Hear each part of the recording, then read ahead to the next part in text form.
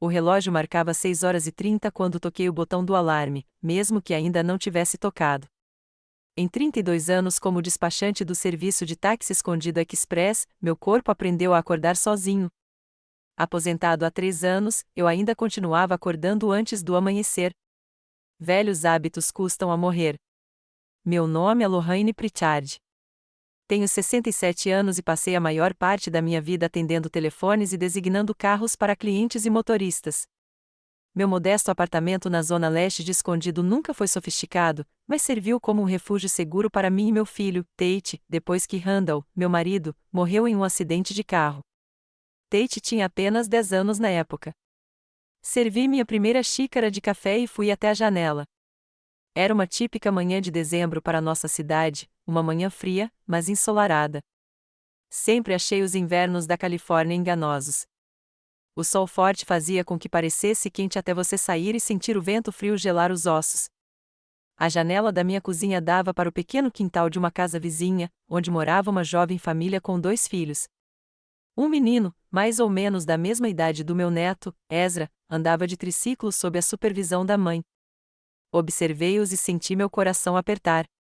5 anos atrás, quando Tate ligou para anunciar o nascimento do filho, chorei de alegria. Um neto, um novo começo, uma nova chance de formar uma família, pensei. Mas a realidade era diferente. As paredes do meu apartamento estavam adornadas com fotos do Tate, desde a infância até a formatura da faculdade. Perdidas entre elas, havia apenas 2 fotos do Ezra. Na primeira, ele tinha alguns meses de idade, e eu o segurava nos braços, sorrindo sem jeito para a câmera. A segunda mostrava o Ezra, já com 2 anos, sentado em um balanço no parque, comigo em pé ao lado dele. Eu não tinha mais fotos. Meu filho cresceu e se tornou um designer gráfico de sucesso. Ele sempre foi talentoso, desenhando desde criança, e eu fiz tudo o que pude para apoiar seu talento, trabalhando horas extras, economizando cada centavo que pude para pagar suas aulas de arte, depois, a faculdade. Vivíamos modestamente, às vezes à beira da pobreza, mas Tate nunca ficou sem o que precisava. Você é a única coisa que eu tenho, meu rapaz, eu lhe dizia com frequência, talvez até demais. Agora percebo que coloquei o fardo sobre seus ombros frágeis e infantis para que ele fosse meu único conforto, minha única alegria após a morte de Randall. Não era justo. Depois da faculdade, Tate rapidamente conseguiu um emprego em uma agência de publicidade em San Diego, a 40 minutos de Escondido. Fiquei muito orgulhoso. Ele vinha almoçar todos os domingos e falava sobre seus projetos, e eu ouvia com admiração, mesmo sem entender muito do seu jargão profissional. Então ele conheceu Evey. Evey Lamont era redatora na mesma agência, esbelta, com olhos cinzentos e frios e cabelos castanhos sempre impecavelmente penteados. Ela crescerá em uma família rica de Lajola e estudará em uma universidade de prestígio. Quando Tate a trouxe para o almoço de domingo, dei o meu melhor. Preparei minha melhor refeição, um assado com a receita da minha mãe, e cobri a mesa com a toalha cerimonial que eu só usava em ocasiões especiais. Evey sorriu educadamente, mas eu podia sentir seu olhar avaliador deslizando pelos móveis desgastados, pelas bugigangas antiquadas que eu colecionei ao longo dos anos, pelas minhas mãos ásperas e de unhas curtas, as mãos de uma mulher que trabalhou a vida toda. Depois daquela primeira visita, Tate começou a vir com menos frequência e parou de me convidar quando ele e Evey foram morar juntos. Mãe, temos tanto trabalho agora. É só uma agenda maluca, explicou ele por telefone. Da próxima vez, eu prometo. A próxima vez só aconteceu depois que eles anunciaram o noivado. O casamento foi em um clube de campo caro, organizado pelos pais de Evey. Comprei um vestido novo, gastando mais do que podia, mas ainda me senti deslocada entre os convidados elegantes. Os parentes de Evey conversaram educadamente comigo sobre o tempo e a beleza do local da cerimônia, mas rapidamente recuaram depois de inventar uma desculpa. Percebi alguns olhares de compaixão lançados em minha direção.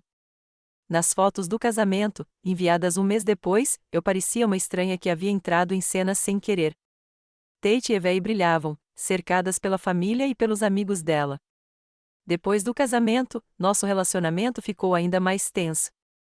Eu ligava uma vez por semana, mas as conversas eram curtas e superficiais. Tate estava sempre com pressa, sempre ocupado. Às vezes, Evei atendia o telefone e sua voz ficava aguda e artificialmente alegre, como se estivesse falando com uma criança ou uma pessoa muito idosa que não estava raciocinando direito. Lohane, que gentileza sua ligar. Tate está trabalhando em um projeto importante agora, mas vou avisar a ele que você ligou. Quando anunciaram que estavam esperando um bebê, criei muitas esperanças. Um bebê mudaria tudo, pensei. Eu poderia ajudar com o bebê, fazer parte da vida deles.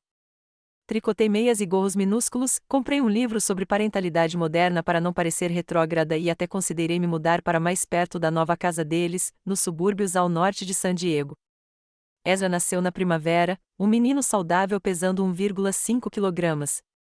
Tate me enviou uma foto por e-mail, um rostinho vermelho emoldurado por um cobertor de hospital. Imprimi a foto e a emoldurei. Só me deixaram visitá-los 2 semanas depois que ele recebeu alta do hospital. Evei precisa de um tempo para se recuperar e se acostumar a ser mãe, explicou Tate. Concordei, mesmo com tudo dentro de mim se contraindo de dor. Era uma vez, quando o próprio Tate nasceu, minha sogra esteve ao meu lado desde o primeiro dia, me ajudando, me mostrando como segurar o bebê, como alimentá-lo, como acalmá-lo. O relógio marcava 6h30 quando toquei o botão do alarme, mesmo que ainda não tivesse tocado. Em 32 anos como despachante do serviço de táxi escondido Express, meu corpo aprendeu a acordar sozinho. Aposentado há 3 anos, eu ainda continuava acordando antes do amanhecer. Velhos hábitos custam a morrer. Meu nome é Lohane Pritchard. Tenho 67 anos e passei a maior parte da minha vida atendendo telefones e designando carros para clientes e motoristas. Meu modesto apartamento na zona leste de Escondido nunca foi sofisticado, mas serviu como um refúgio seguro para mim e meu filho, Tate, depois que Randall, meu marido, morreu em um acidente de carro. Tate tinha apenas 10 anos na época. Servi minha primeira xícara de café e fui até a janela. Era uma típica manhã de dezembro para nossa cidade, uma manhã fria, mas ensolarada. Sempre achei os invernos da Califórnia enganosos. O sol forte fazia com que parecesse quente até você sair e sentir o vento frio gelar os ossos.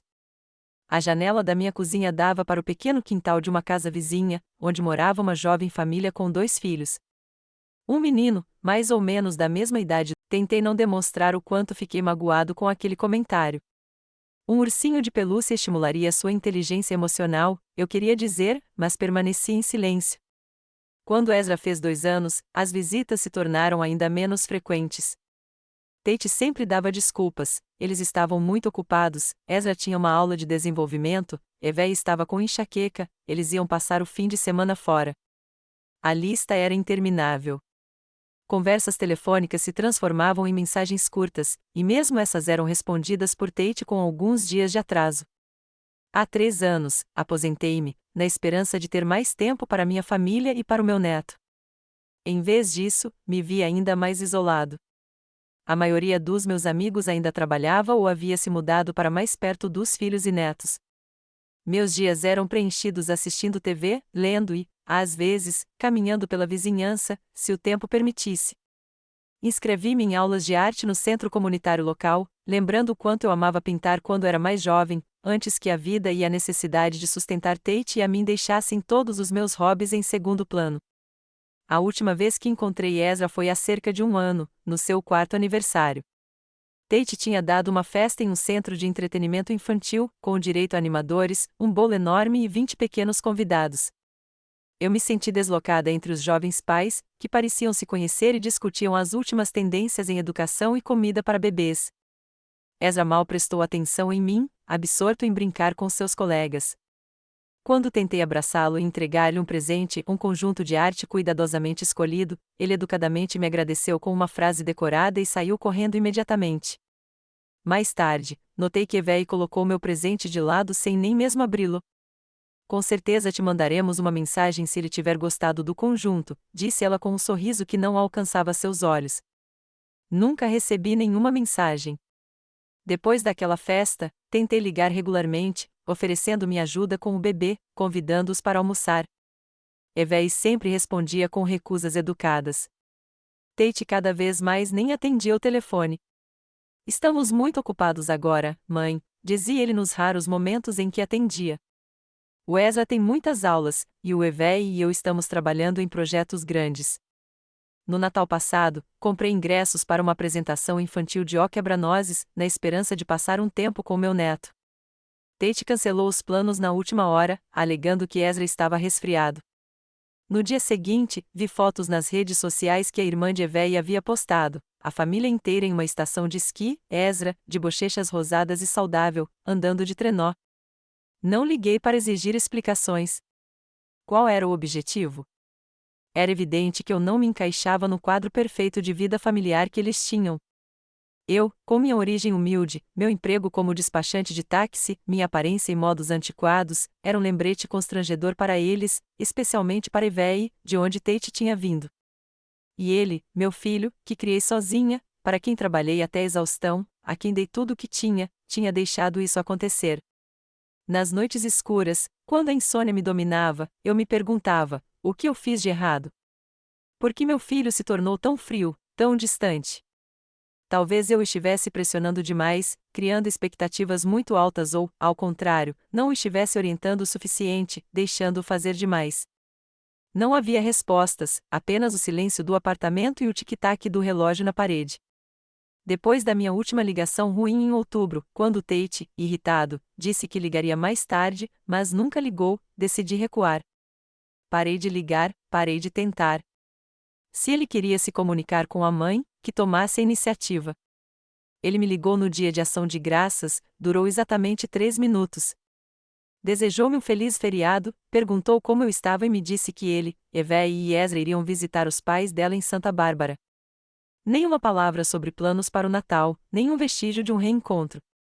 Depois daquele telefonema, sentei-me no sofá, olhando para uma foto antiga minha, do Tate e do Randall na praia, todos sorridentes, felizes e despreocupados. Isso aconteceu um mês antes da morte do Randall, no último verão em que fomos uma família completa. O que você faria, Randall? Perguntei à foto. Como você entraria em contato com o nosso filho? É claro que a foto não respondeu. Randall foi embora há 27 anos, e eu fiquei sozinha para lidar com tudo o luto, a criação do meu filho, a vida. Agora parece que estou sozinha novamente, mas de uma maneira diferente. Meu filho está vivo, mas perdido para mim com tanta certeza como se tivesse partido.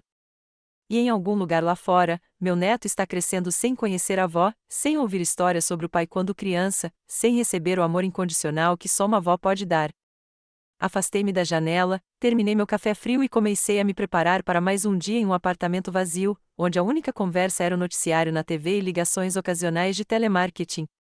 O Natal estava a menos de um mês de distância, e eu sabia que provavelmente o passaria sozinha, assim como no ano passado, assim como no ano retrasado. Talvez eu devesse ter aceitado que meu filho tinha escolhido uma vida diferente, uma família diferente, onde eu não tinha lugar. Mas algo dentro de mim, uma voz teimosa que soava suspeitamente parecida com a de Randall, continuava sussurrando: não desista. Seu neto merece saber que tem uma avó que o ama. E seu filho, não importa o que aconteça, ainda é seu filho. Com esses pensamentos, fui até o banheiro para tomar banho e começar um novo dia, sem saber que em poucas semanas minha vida mudaria para sempre. Do lado de fora da janela do meu apartamento, as guirlandas multicoloridas que meu vizinho de baixo pendurou na varanda dele brilhavam. Luzes vermelhas, verdes e azuis refletiam no vidro e lançavam sombras bizarras nas paredes da minha sala de estar. Sentei-me em uma poltrona velha, enrolado em um cobertor, e olhei para a pequena árvore de Natal artificial que eu havia colocado na mesa de centro. Aquela árvore tinha me servido bem nos últimos 15 anos, desde que Tate parou de vir para casa no Natal. No dia 22 de dezembro, faltavam 3 dias para o feriado, e eu ainda não tinha planos. Que planos seriam esses? Enfim, nos últimos 4 anos, passei o Natal sozinho, ocasionalmente aceitando convites de Donna, uma ex-colega de serviço de táxi, para jantar em família. Mas, naquele ano, Donna tinha ido visitar a filha na Flórida, e até essa opção tinha sido descartada. Peguei uma caixa de enfeites de Natal, antigos, mas estimados. Cada um continha uma história diferente. Aqui estava uma bola de vidro com um boneco de neve pintado, o primeiro presente de Randall depois do nosso casamento. Lá estava o anjo de argila que Tate moldou no jardim de infância, desajeitado, com asas tortas e um sorriso que ocupava metade do rosto. Aqui está a estrela de madeira que compramos na feira de Natal quando Tate tinha 7 anos. Pendurando cuidadosamente os enfeites na pequena árvore de Natal, lembrei-me dos feriados passados. O Natal sempre foi uma época especial em nossa família. Randall adorava os feriados e trazia uma atmosfera especial para casa, o cheiro de biscoitos recém-assados, o som das canções de Natal, o calor da lareira quando ainda morávamos na casa antes de ele falecer. Depois que ele morreu, tentei manter as tradições vivas pelo bem da Tate. Continuávamos assando biscoitos, decorando a árvore, assistindo a filmes de Natal. O dinheiro era curto, mas eu sempre encontrava um jeito de dar ao meu filho algo que ele queria, fosse uma bicicleta nova ou um conjunto de arte. Ver a alegria dele na manhã de Natal foi o melhor presente para mim. Quando Tate foi para a faculdade, ele ainda vinha para casa nas férias. Passávamos noites tranquilas, mas aconchegantes, só nós dois. Eu cozinhava o peru favorito dele com molho de cranberry, trocávamos presentes e depois assistíamos a filmes antigos e relembrávamos do papai. Tudo mudou depois que a Ivy chegou. Primeiro, eles começaram a passar o Natal se revezando, um ano com a família dela, o outro comigo. Depois, as visitas foram ficando cada vez mais curtas. Primeiro, eles ficavam o dia todo, depois só para almoçar. E da última vez, a Tate passou por uma hora para entregar um presente e foi direto para a casa dos pais da Ivy para jantar. Depois que o Ezra nasceu, eu nem esperava que eles viessem me visitar. Em vez disso, perguntei se poderia visitá-los, mesmo que por pouco tempo. No primeiro Natal do Ezra, me permitiram passar a manhã com eles. Observei-o, ainda pequenininho, olhando perplexo para as luzes brilhantes da árvore de Natal. No segundo Natal, recebi um convite para um jantar, mas me senti mais como uma convidada do que como um membro da família. Nos últimos 3 anos, Tate sempre encontrava uma desculpa para não podermos nos reunir no Natal, ou eles iriam para a casa dos pais de Ivy no campo, ou estariam planejando uma viagem para uma estação de esqui, ou Ezra estaria doente, ou eles teriam outros planos. Pendurei o último enfeite, um floco de neve prateado, e dei um passo para trás para avaliar o resultado. A árvore parecia enfeitada, mas permanecia solitária sobre a mesa, como um lembrete de que as festas de fim de ano são momentos em família, e minha família havia escolhido passá-las sem mim. O telefone tocou, me tirando dos meus devaneios tristes. O número era desconhecido. Alô? Atendi cautelosamente. Lorraine, é você? A voz da mulher soou vagamente familiar. É Susan Ellington, sua antiga vizinha. Susan morava do outro lado da rua quando Tate e eu ainda morávamos na pequena casa na rua Maple. Sua filha, Carrie, era alguns anos mais velha que Tate, e elas costumavam brincar juntas. Depois que Randall morreu, quando tive que vender a casa e me mudar para um apartamento, perdemos o contato. Susan, que surpresa! Sorri involuntariamente. Como você me encontrou? Ah, conheci a dona no supermercado algumas semanas atrás, e ela me deu seu número. Espero que não se importe. Claro que não. Que bom ouvir você. Como você está? Como está a Carrie? Trocamos algumas notícias. Carrie está casada agora, mora no Oregon e tem 2 filhos. Susan ficou viúva há 5 anos, mas recentemente conheceu um novo parceiro. Ela ainda mora na mesma casa na rua Maple. Como está o seu Tate? Perguntou Susan. A dona disse que ele tem uma família agora, um garotinho crescendo. Sim, tentei fazer minha avó soar feliz. O Ezra tem 5 anos agora. A Tate é designer gráfica e eles moram em San Diego. Sabe, é por isso que estou ligando. A voz de Susan ficou séria. Vi seu neto semana passada. Foi uma coincidência. Eu estava em San Diego visitando uma amiga e fomos a um parque perto da casa dela. Havia um parquinho lá, e vi um menino que se parecia tanto com o Tate quando criança que não consegui evitar me aproximar. Meu coração apertou. Susan tinha visto Ezra, e eu não fazia quase um ano. Deram o nome de Ezra para ele, não é? Continuou Susan. Ouvi uma mulher chamá-lo. Deve ter sido a mãe dele, cabelo fino e rígido. Ela parecia, não sei como dizer, fria. Ela não estava brincando com ele, só sentada no banco, olhando para o celular o tempo todo. Era definitivamente a Ivy. Imaginei-a com sua roupa impecável, as unhas impecáveis, olhando fixamente para a tela do seu iPhone mais recente. Lorraine, não quero ser intrometida, Susan hesitou, mas tem algo errado com o garoto. O que você quer dizer? Endireitei-me na cadeira, subitamente alerta. Ele brincava sozinho, mesmo com muitas crianças no parquinho. E ele era tão quieto. Lembra como o Tate era barulhento? Sempre rindo, falando sozinho, inventando brincadeiras.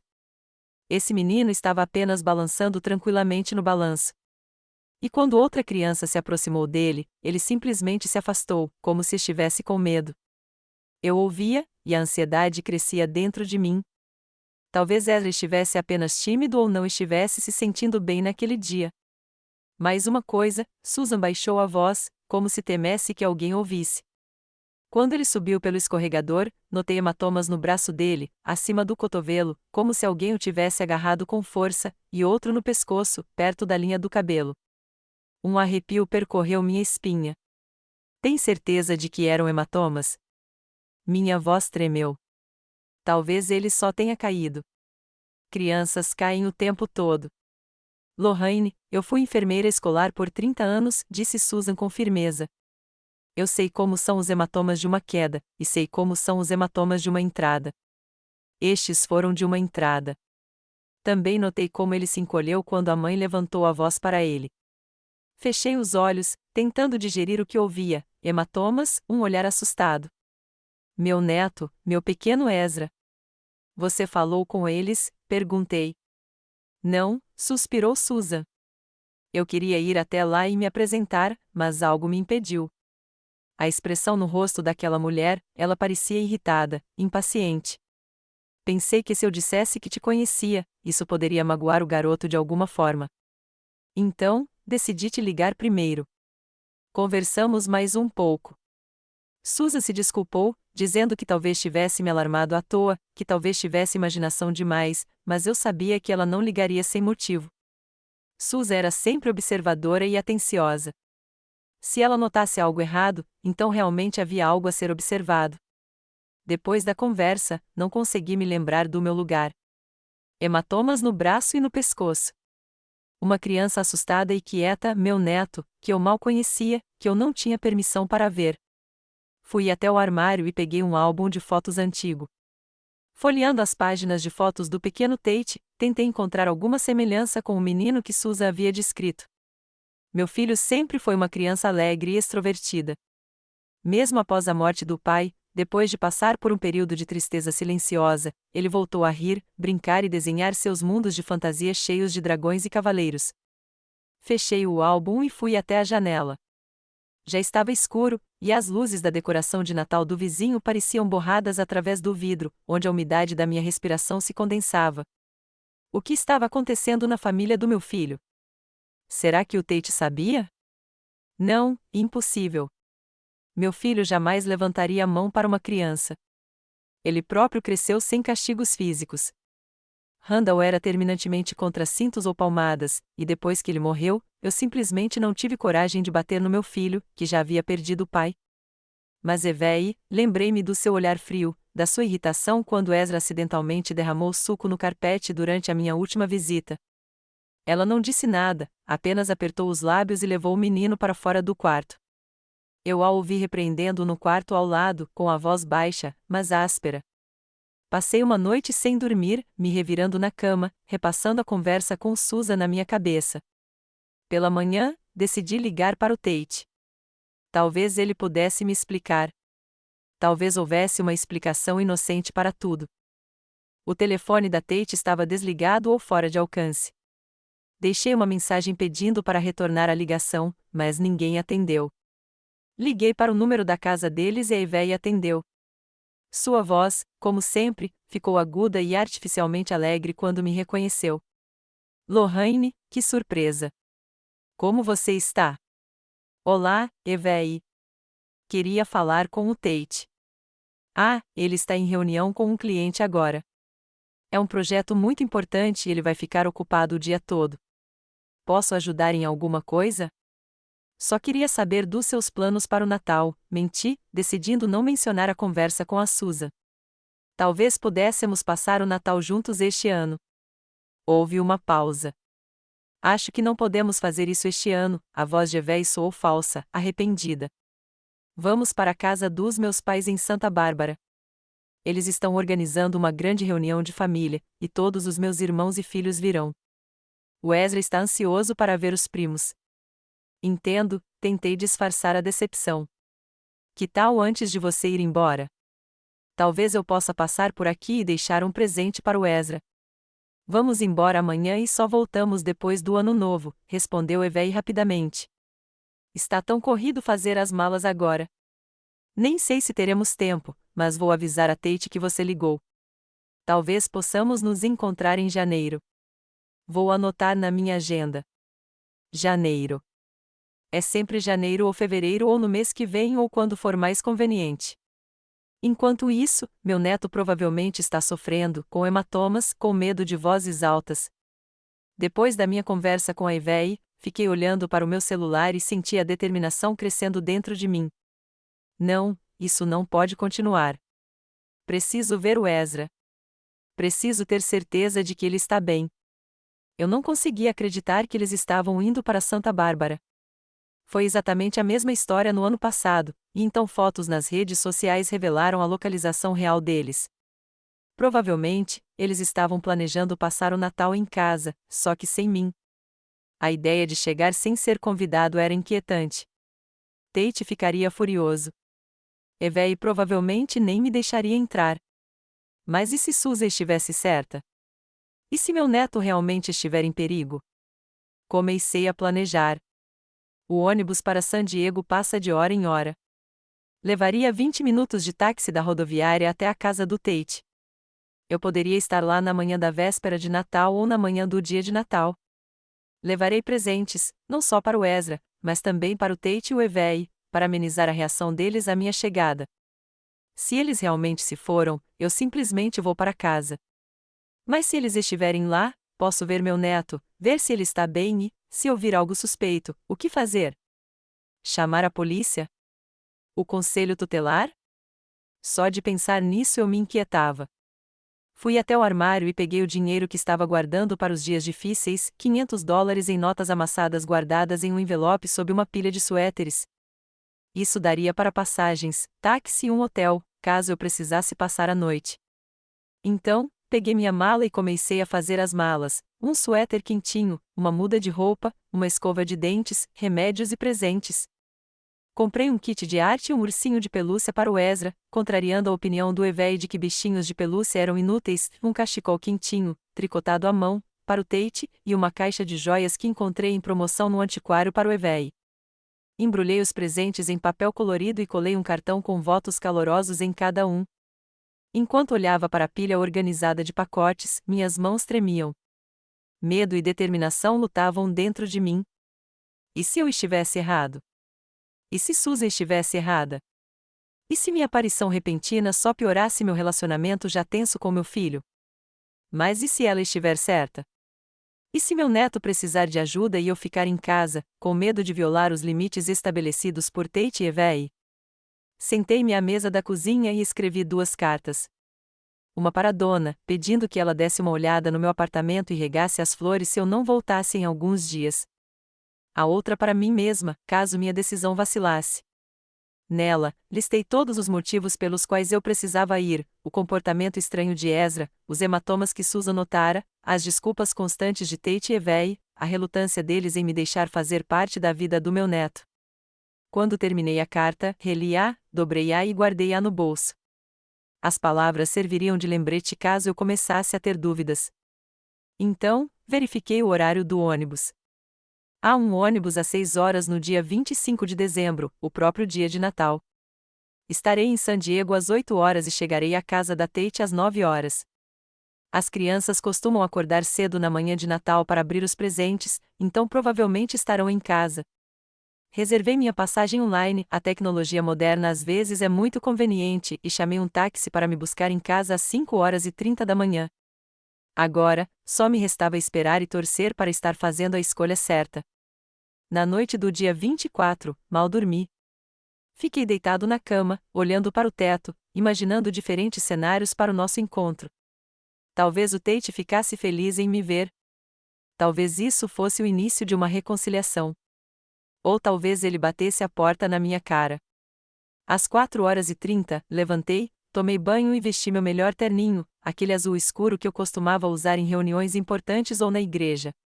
Arrumei o cabelo e apliquei uma maquiagem leve. Olhando no espelho, vi uma mulher mais velha, cansada, com uma expressão determinada no rosto. Não era exatamente o que eu queria ver, mas teria que me contentar com isso. O táxi chegou exatamente às 5h30.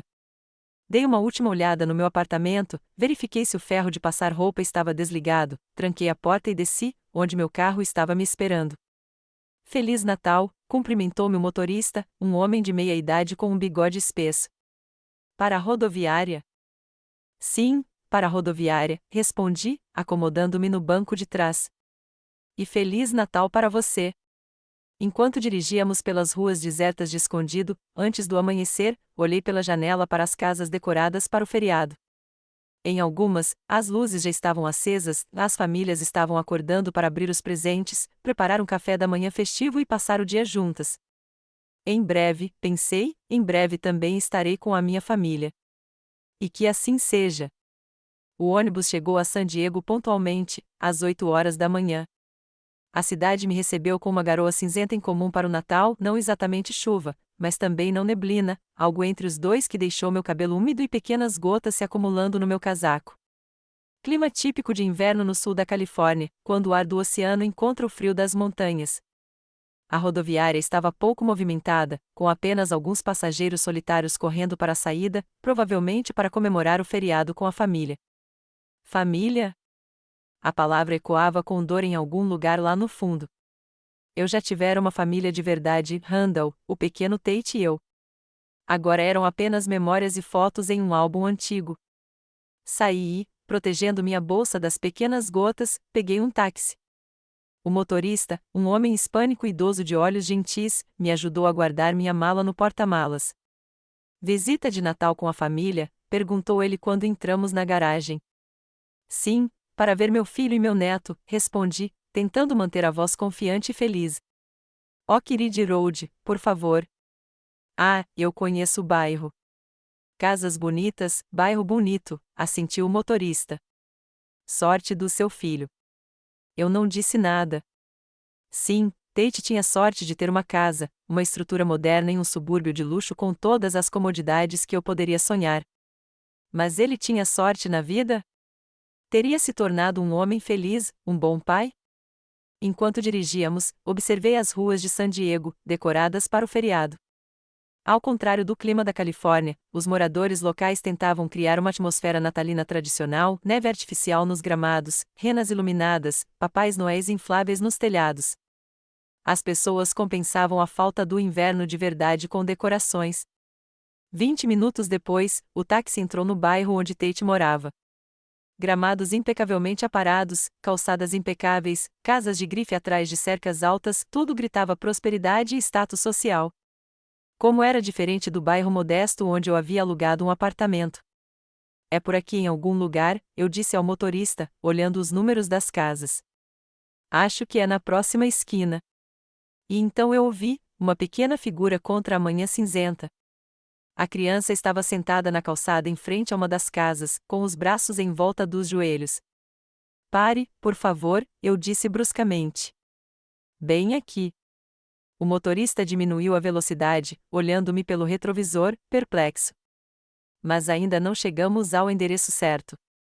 Tudo, sim, para a rodoviária, respondi, acomodando-me no banco de trás. E Feliz Natal para você. Enquanto dirigíamos pelas ruas desertas de Escondido, antes do amanhecer, olhei pela janela para as casas decoradas para o feriado. Em algumas, as luzes já estavam acesas, as famílias estavam acordando para abrir os presentes, preparar um café da manhã festivo e passar o dia juntas. Em breve, pensei, em breve também estarei com a minha família. E que assim seja. O ônibus chegou a San Diego pontualmente, às 8h da manhã. A cidade me recebeu com uma garoa cinzenta incomum para o Natal, não exatamente chuva, mas também não neblina, algo entre os dois que deixou meu cabelo úmido e pequenas gotas se acumulando no meu casaco. Clima típico de inverno no sul da Califórnia, quando o ar do oceano encontra o frio das montanhas. A rodoviária estava pouco movimentada, com apenas alguns passageiros solitários correndo para a saída, provavelmente para comemorar o feriado com a família. Família? A palavra ecoava com dor em algum lugar lá no fundo. Eu já tivera uma família de verdade, Randall, o pequeno Tate e eu. Agora eram apenas memórias e fotos em um álbum antigo. Saí e, protegendo minha bolsa das pequenas gotas, peguei um táxi. O motorista, um homem hispânico idoso de olhos gentis, me ajudou a guardar minha mala no porta-malas. Visita de Natal com a família? Perguntou ele quando entramos na garagem. Sim, para ver meu filho e meu neto, respondi, tentando manter a voz confiante e feliz. Oh, Kirid Road, por favor. Ah, eu conheço o bairro. Casas bonitas, bairro bonito, assentiu o motorista. Sorte do seu filho. Eu não disse nada. Sim, Tate tinha sorte de ter uma casa, uma estrutura moderna em um subúrbio de luxo com todas as comodidades que eu poderia sonhar. Mas ele tinha sorte na vida? Teria se tornado um homem feliz, um bom pai? Enquanto dirigíamos, observei as ruas de San Diego, decoradas para o feriado. Ao contrário do clima da Califórnia, os moradores locais tentavam criar uma atmosfera natalina tradicional, neve artificial nos gramados, renas iluminadas, papais noéis infláveis nos telhados. As pessoas compensavam a falta do inverno de verdade com decorações. 20 minutos depois, o táxi entrou no bairro onde Tate morava. Gramados impecavelmente aparados, calçadas impecáveis, casas de grife atrás de cercas altas, tudo gritava prosperidade e status social. Como era diferente do bairro modesto onde eu havia alugado um apartamento. É por aqui em algum lugar, eu disse ao motorista, olhando os números das casas. Acho que é na próxima esquina. E então eu ouvi uma pequena figura contra a manhã cinzenta. A criança estava sentada na calçada em frente a uma das casas, com os braços em volta dos joelhos. Pare, por favor, eu disse bruscamente. Bem aqui. O motorista diminuiu a velocidade, olhando-me pelo retrovisor, perplexo. Mas ainda não chegamos ao endereço certo. Tudo bem. Vou descer aqui. Peguei minha carteira e contei as notas. Quanto eu te devo? Depois de pagar e insistir para que o motorista fosse embora, ele obviamente hesitou, não querendo deixar uma idosa sozinha na rua na manhã de Natal, aproximei-me lentamente da criança. Meu coração batia tão forte que parecia que poderia ser ouvido a quilômetros de distância. Era Ezra, meu neto. Eu o teria reconhecido em qualquer lugar, mesmo tendo visto poucas vezes os mesmos traços faciais de Tate quando criança, a testa alta, o nariz afilado, os olhos expressivos. Só que, ao contrário do sempre sorridente Tate, o rosto de Ezra era sério, quase carrancudo.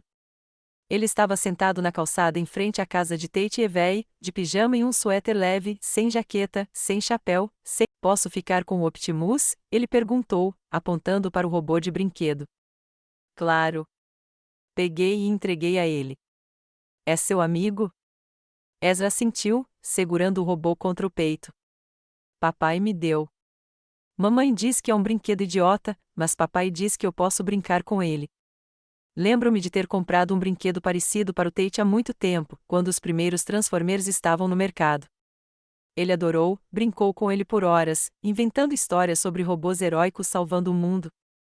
Caminhamos lentamente em direção à casa, minha mala rolando pela entrada da garagem. Ezra caminhava de cabeça baixa, como se estivesse se preparando para um castigo iminente. Apertei sua mão com mais força, prometendo mentalmente que não deixaria ninguém mais machucá-lo. Parei na porta da frente. Ainda conseguia ver as silhuetas de Tate e Evey perto da lareira através do vidro fosco. Eles nem tinham percebido que o filho havia desaparecido de vista por alguns minutos. Respirei fundo e toquei a campainha. Foi uma longa espera, tão longa que eu estava prestes a tocar a campainha pela segunda vez quando ouvi passos se aproximando. A porta se abriu e eu vi Tate. Meu filho, antes o centro do meu universo, agora parecia um estranho estiloso, vestindo um suéter de cachemir caro, com uma barba bem aparada e cheirando a um perfume caro. Seus olhos se arregalaram de surpresa. Mãe, o que você está fazendo aqui? Seu olhar pousou em Ezra, que estava escondido atrás de mim, ainda enrolado no meu casaco. Ezra, você saiu? Havia mais irritação do que preocupação em sua voz. Mamãe mandou você ficar quieta. Seu filho não saiu, minha voz soou tão fria que eu mesma não a reconheci. Ele ficou lá fora o tempo todo, congelado, sozinho no dia de Natal. Tate franziu a testa, olhou por cima do ombro como se estivesse verificando se Evei conseguia nos ouvir e então olhou para mim novamente. Mãe, você não entende. O Ezra está de castigo. Ele quebrou o vaso antigo que os pais do Evei trouxeram da Itália. Foi um presente de aniversário. Ele é uma criança, Tate, tentei falar baixinho, mas com firmeza. Crianças quebram coisas às vezes. Isso não é motivo para deixá-lo lá fora por horas no frio. É um momento de aprendizado. Tate se endireitou, assumindo uma postura defensiva. Evei acha importante que Ezra entenda as consequências de suas ações. Consequências? Eu não conseguia acreditar no que ouvia. Que consequências uma criança de 5 anos deveria entender além do fato de que seus pais estavam dispostos a submetê-la à hipotermia por causa de um vaso quebrado acidentalmente? Tate, quem está aí? A voz de Evei veio de dentro da casa. Meu filho me lançou um olhar de advertência. Olha, mãe, eu sei que você está preocupada, mas nós temos nossos próprios métodos de criação de filhos, e eu preferiria que você me avisasse com um pouco mais de antecedência quando viesse. Eu liguei, lembrei-o, Evei disse que você ia para Santa Bárbara. A confusão tomou conta do rosto de Tate, que rapidamente se transformou em irritação. Era esse o plano, mas decidimos ficar em casa. E você esqueceu de me contar?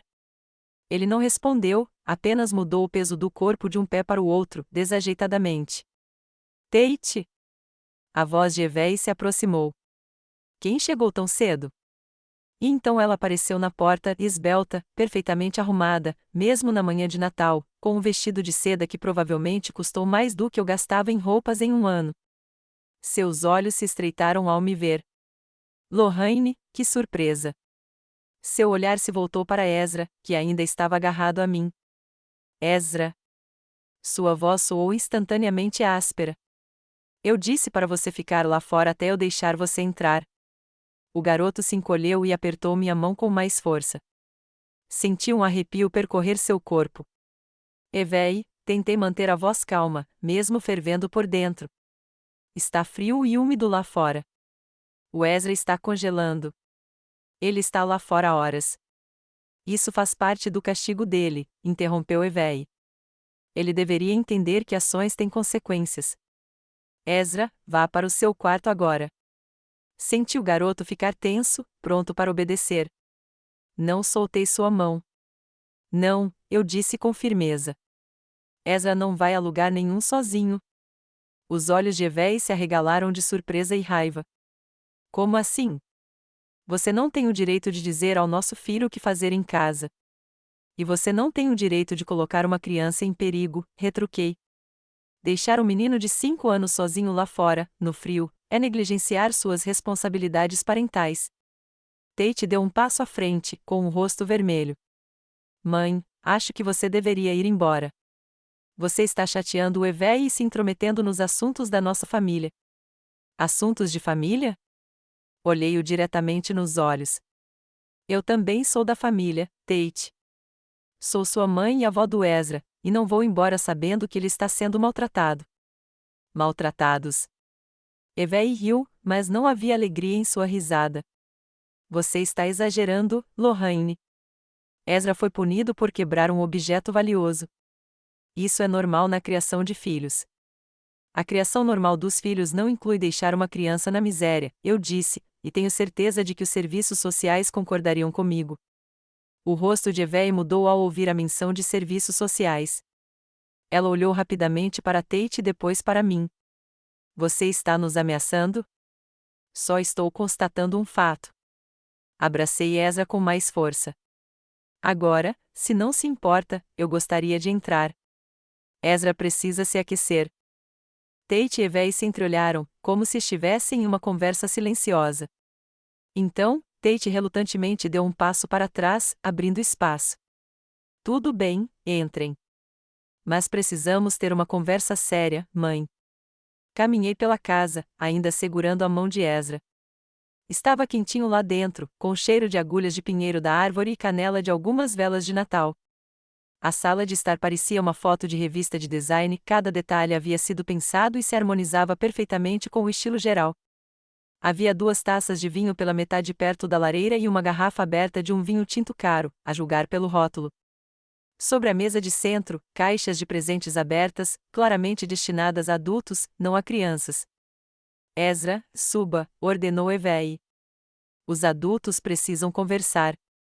Senti o garoto ficar tenso, pronto para seguir ordens.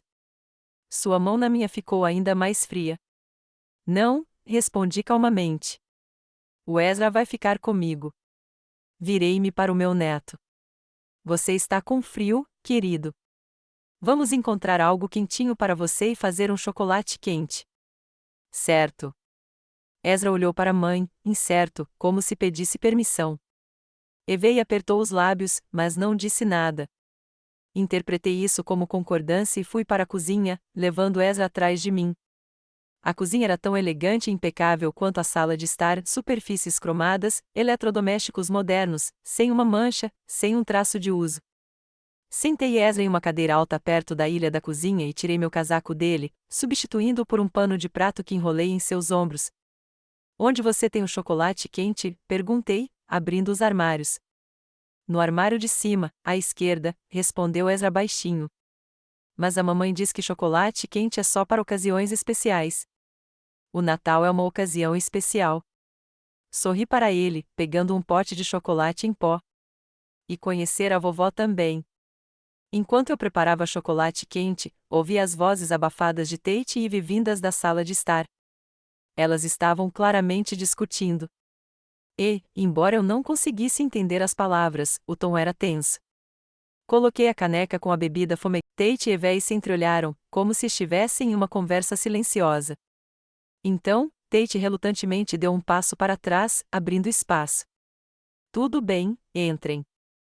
Mas precisamos ter uma conversa séria, mãe. Caminhei pela casa, ainda segurando a mão de Ezra. Estava quentinho lá dentro, com o cheiro de agulhas de pinheiro da árvore e canela de algumas velas de Natal. A sala de estar parecia uma foto de revista de design, cada detalhe havia sido pensado e se harmonizava perfeitamente com o estilo geral.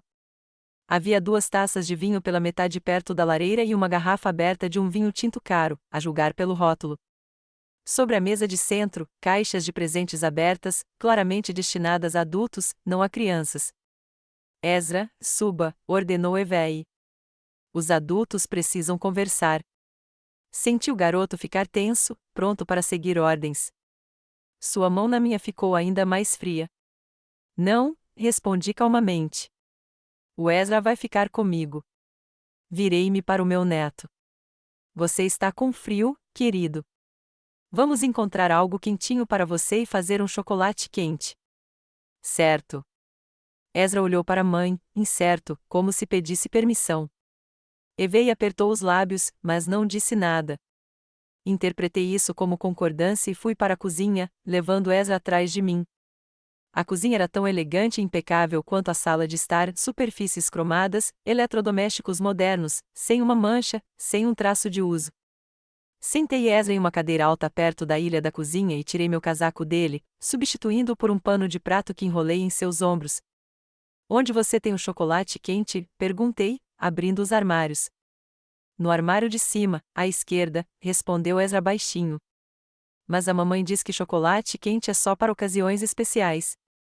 O Natal é uma ocasião especial. Sorri para ele, pegando um pote de chocolate em pó. E conhecer a vovó também. Enquanto eu preparava chocolate quente, ouvi as vozes abafadas de Tate e Ivy vindas da sala de estar. Elas estavam claramente discutindo. E, embora eu não conseguisse entender as palavras, o tom era tenso. Coloquei a caneca com a bebida fumegante na frente de Ezra e me sentei ao lado dele. Cuidado, está quente. Sopre primeiro. Ele soprou obedientemente a superfície do chocolate e tomou um pequeno gole. Um bigode de chocolate permaneceu em seu lábio superior, e eu não pude deixar de sorrir. Estava gostoso? Perguntei. Ezra assentiu, sorrindo levemente pela primeira vez. Aquele sorriso tímido partiu meu coração. Quão pouco é preciso para agradar uma criança, e quão pouco daquela alegria ele parecia receber. Avó, ele sussurrou, inclinando-se para mim, você está aqui para sempre? Não, querido. Acariciei seus cabelos. Só vim no Natal, mas posso vir mais vezes se você quiser. Ele assentiu e desviou o olhar, como se estivesse verificando se alguém estava ouvindo. Mamãe vai ficar brava, sussurrou ainda mais baixo. Ela disse que você? Ele gaguejou, como se hesitasse em repetir o que ouvirá. Eu o quê? Perguntei suavemente. Que você é ignorante e está interferindo na vida da nossa família, Ezra deixou escapar, e então baixou os olhos como se esperasse que eu ficasse bravo. Pouco tempo? Eu não conseguia acreditar no que ouvia. Ezra me disse que o mandaram para fora antes do amanhecer. São quase 10 da manhã. Ele está exagerando, Evei disse rapidamente. Crianças sempre exageram quando querem compaixão. Lembrei-me dos lábios azuis de Ezra, de suas mãos geladas, do jeito como ele tremia sob meu casaco. Eu vi o estado dele, disse eu baixinho. Ele ficou lá fora tempo suficiente para congelar na manhã de Natal, enquanto vocês dois estavam sentados perto da lareira bebendo vinho. Tate e Evei se entreolharam. Uma expressão que lembrava vergonha passou pelo rosto de Tate, mas logo desapareceu.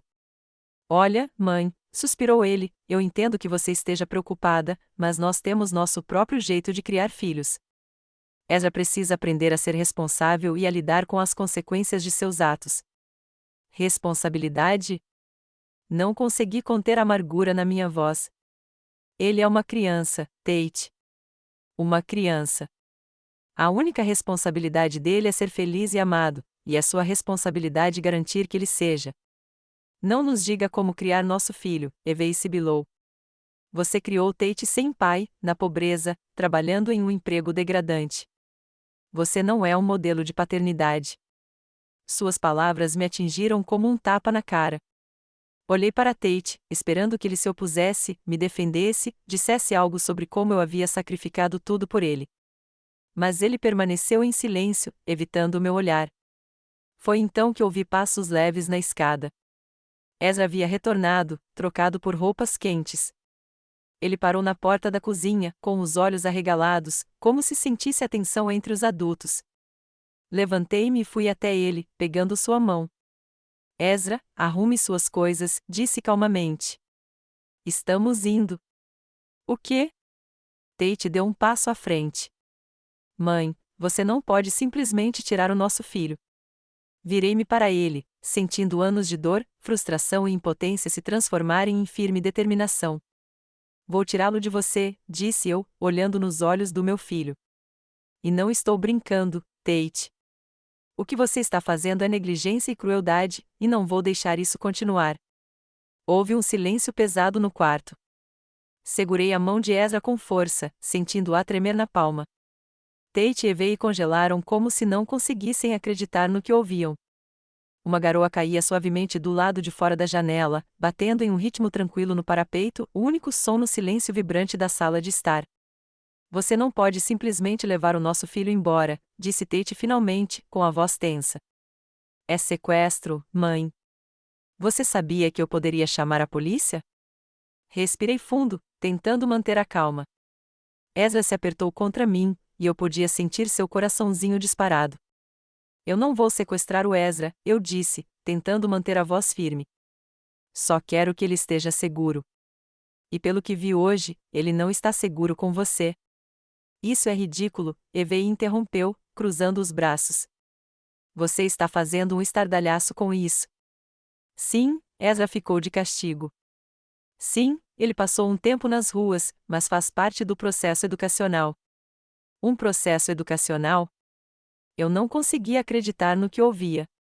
Deixar uma criança no frio por horas não é ser mãe, Evei. Pouco tempo? Eu não conseguia acreditar no que ouvia.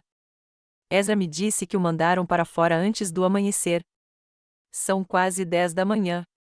Ele está exagerando, Evei disse rapidamente. Crianças sempre exageram quando querem compaixão. Lembrei-me dos lábios azuis de Ezra, de suas mãos geladas, do jeito como ele tremia sob meu casaco. Eu vi o estado dele, disse eu baixinho. Ele ficou lá fora tempo suficiente para congelar na manhã de Natal, enquanto vocês dois estavam sentados perto da lareira bebendo vinho. Tate e Evie se entreolharam. Uma expressão que lembrava vergonha passou pelo rosto de Tate, mas logo desapareceu. Olha, mãe, suspirou ele, eu entendo que você esteja preocupada, mas nós temos nosso próprio jeito de criar filhos. Ezra precisa aprender a ser responsável e a lidar com as consequências de seus atos. Responsabilidade? Não consegui conter a amargura na minha voz. Ele é uma criança, Tate. Uma criança. A única responsabilidade dele é ser feliz e amado, e é sua responsabilidade garantir que ele seja. Não nos diga como criar nosso filho, Evie sibilou. Você criou Tate sem pai, na pobreza, trabalhando em um emprego degradante. Você não é um modelo de paternidade. Suas palavras me atingiram como um tapa na cara. Olhei para Tate, esperando que ele se opusesse, me defendesse, dissesse algo sobre como eu havia sacrificado tudo por ele. Mas ele permaneceu em silêncio, evitando o meu olhar. Foi então que ouvi passos leves na escada. Ezra havia retornado, trocado por roupas quentes. Ele parou na porta da cozinha, com os olhos arregalados, como se sentisse a tensão entre os adultos. Levantei-me e fui até ele, pegando sua mão. Ezra, arrume suas coisas, disse calmamente. Estamos indo. O quê? Tate deu um passo à frente. Mãe, você não pode simplesmente tirar o nosso filho. Virei-me para ele, sentindo anos de dor, frustração e impotência se transformarem em firme determinação. Vou tirá-lo de você, disse eu, olhando nos olhos do meu filho. E não estou brincando, Tate. O que você está fazendo é negligência e crueldade, e não vou deixar isso continuar. Houve um silêncio pesado no quarto. Segurei a mão de Ezra com força, sentindo-a tremer na palma. Tate e Evie congelaram como se não conseguissem acreditar no que ouviam. Uma garoa caía suavemente do lado de fora da janela, batendo em um ritmo tranquilo no parapeito, o único som no silêncio vibrante da sala de estar. Você não pode simplesmente levar o nosso filho embora, disse Tate finalmente, com a voz tensa. É sequestro, mãe. Você sabia que eu poderia chamar a polícia? Respirei fundo, tentando manter a calma. Ezra se apertou contra mim, e eu podia sentir seu coraçãozinho disparado. Eu não vou sequestrar o Ezra, eu disse, tentando manter a voz firme. Só quero que ele esteja seguro. E pelo que vi hoje, ele não está seguro com você. Isso é ridículo, Evie interrompeu, cruzando os braços. Você está fazendo um estardalhaço com isso. Sim, Ezra ficou de castigo. Sim, ele passou um tempo nas ruas, mas faz parte do processo educacional. Um processo educacional? Eu não conseguia acreditar no que ouvia. Deixar uma criança no frio por horas não é ser mãe, Evie. É crueldade. Nós observamos pela janela, disse Tate rapidamente. Ele não estava em perigo, e era só, bem, uma estratégia de castigo para que ele pudesse refletir sobre seu comportamento. Olhei para o meu filho, tentando reconhecer nessa crueldade fria e irracional o menino que eu criei, o Tate que chorou quando encontrou um pássaro ferido no jardim e ficou colocando-o no frio, de pijama. Não consegui conter a amargura na minha voz. Você está sendo dramática, interrompeu Evie. Não estava congelando lá fora, e nós estávamos de olho nele. Ele ficou lá por horas, eu disse, de pijama leve, no tempo chuvoso. Ele estava tremendo quando o encontrei. Suas mãos estavam geladas. Ele sempre teve uma queda pelo dramático, Evie desconsiderou, assim como seu pai. Senti a raiva crescendo dentro de mim, mas tentei contê-la. Sabe, isso me lembra da minha infância, eu disse, olhando para o espaço entre Tate e Evie. Minha mãe também acreditava em punições severas. Eu quebrei a estatueta favorita dela no inverno. Ela me fez ficar em um canto de um corredor sem aquecimento por 3 horas. Fiquei com tanto frio que tive pneumonia por 2 semanas. Olhei diretamente para Tate. Quando eu estava grávida de você, jurei que nunca trataria meu filho daquele jeito, que você nunca teria medo de mim, que nunca tremeria de frio como punição. Cumpri essa promessa. E agora olho para você e vejo você fazendo com seu filho aquilo de que eu a protegi. Tate baixou os olhos, evitando meu olhar. Isso é diferente, mãe. Os tempos mudaram. Todos os pais agora usam o castigo. Tempo limite é colocar seu filho numa cadeira no canto da sala por 5 minutos, eu disse. Não deixá-lo do lado de fora por horas na manhã de Natal. Você não entende, Evei deu um passo à frente. Ezra é uma criança muito teimosa. Os métodos usuais não funcionam com ele. Temos que ser, criativos em nossas abordagens. Criativo? Eu não conseguia acreditar no que ouvia. Você chama isso de criativo? Eu chamo de crueldade. Lá vem você de novo, Evei revirou os olhos. Tate, eu te disse, sua mãe dramatiza tudo. Agora você entende por que eu não queria que ela visse o Ezra com frequência? Ela está minando nossa autoridade, impondo suas visões ultrapassadas sobre a criação dos filhos. Olhei para ela, sem acreditar no que ouvia. Era por isso que eu não podia ver meu neto? Evei tinha medo de que eu visse como o estavam tratando. Tate, virei-me para o meu filho, você acha mesmo que o que está fazendo é aceitável? Olhe para o seu filho. Ele tem medo de vocês dois. Ele treme quando Evei levanta a voz. Isso é normal? Tate se remexeu inquieto na cadeira. Mãe, você está exagerando. O Ezra é um pouco tímido, é verdade. Mas ele não tem medo da gente. Ele só, respeita as nossas regras. Respeita-os ou medo de quebrá-los? Balancei a cabeça. Tate, eu sei o que é o medo nos olhos de uma criança. Eu o vi nos meus próprios olhos quando me olhava no espelho quando criança. E agora o vejo nos olhos do Ezra. Uma expressão que lembrava a dúvida passou pelo rosto de Tate, mas Evei interveio rapidamente, isso é ridículo. Você está aqui há apenas meia hora e já está tirando conclusões sobre a nossa família, sobre a nossa criação. Você, uma mulher que trabalhava como despachante de táxi e mal conseguia se sustentar, está tentando nos dizer como criar um filho. Suas palavras me atingiram como um tapa na cara. Não tanto a menção à minha pobreza, eu nunca tive vergonha do meu trabalho, mas o desprezo com que ela disse isso.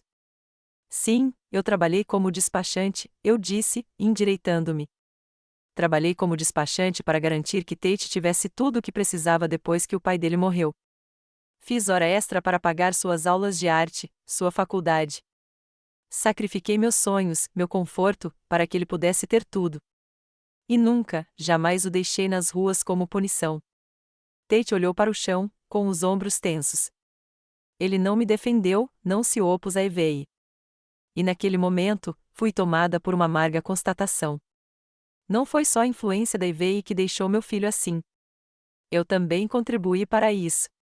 Sabe, Tate, eu disse baixinho, acho que a culpa é em parte minha. Ele ergueu a cabeça, olhando para mim com surpresa. Eu te mimei demais, te permiti demais. Depois que seu pai morreu, você se tornou o centro do meu universo. Eu tinha medo de ser rigoroso, tinha medo de você sofrer mais. Não impus limites, não te ensinei empatia ou responsabilidade. Tate franziu a testa. Mãe, do que você está falando? Eu era uma criança normal. Sim, você era uma criança normal, concordei. Mas eu não era uma mãe perfeita. Eu tinha tanto medo de te machucar que não te ensinei a lidar com isso. Eu estava sempre te protegendo das consequências dos seus atos, sempre dando desculpas. E agora você cresceu e se tornou um homem que não percebe que algumas coisas são injustificáveis, como deixar uma criança no frio como castigo. Evei bufou. Típico. Primeiro, você nos acusa de sermos cruéis. Depois, de repente, a culpa é toda sua, porque você foi uma mãe boa demais. Por que não se decide? Ignorei-a e continuei olhando diretamente para Tate. Eu achava que amor era sempre dar, nunca exigir. Mas amor também é estabelecer limites, ensinar respeito, dar exemplo de empatia. Eu falhei nessa parte. E agora vejo o resultado. Tate pareceu confuso, como se não soubesse como responder às minhas palavras.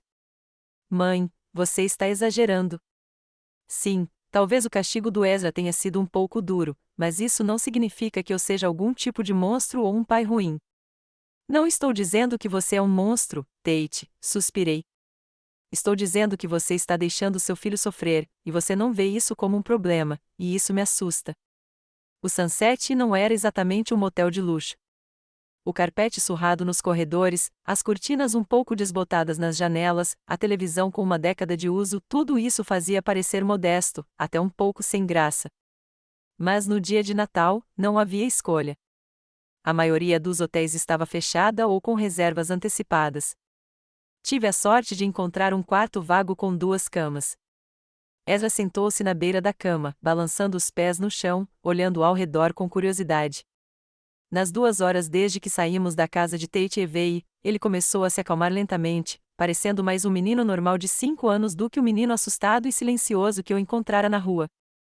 Vovó, quanto tempo vamos ficar aqui? Ele perguntou, me observando desempacotar as poucas coisas que tínhamos conseguido levar. Não sei, querida.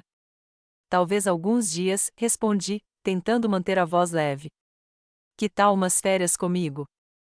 Ezra assentiu, mas seu rosto permaneceu sério. Mamãe vai ficar brava. Não se preocupe com isso. Sentei-me ao lado dele, colocando a mão delicadamente em seu ombro. Os adultos vão resolver isso entre si. Seu trabalho é ser criança e descansar um pouco. Certo? Ele assentiu novamente, mas percebi que não estava completamente convencido. Por muito tempo, ele fora ensinado a se preocupar com a reação dos adultos, especialmente da mãe. Os últimos minutos na casa de Tate e Evey foram tensos. Depois que eu disse a eles que levaria Ezra embora, uma cena violenta se seguiu. Evey ameaçou chamar a polícia, Tate se debateu entre apoiar a esposa e tentar me acalmar. Em certo momento, vi incerteza em seus olhos, o que me deu esperança. Talvez, em algum lugar lá no fundo, ele tenha percebido que a maneira como estavam tratando o filho era errada. Por fim, depois de muita discussão, Tate concordou com um acordo. Ezra ficaria comigo por um dia, até amanhã, enquanto eles pensavam no assunto.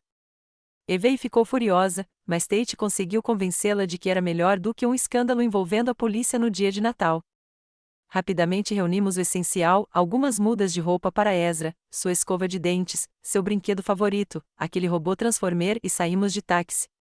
Agora, sentada naquele modesto quarto de motel com meu neto, eu tentava descobrir se tinha feito a coisa certa.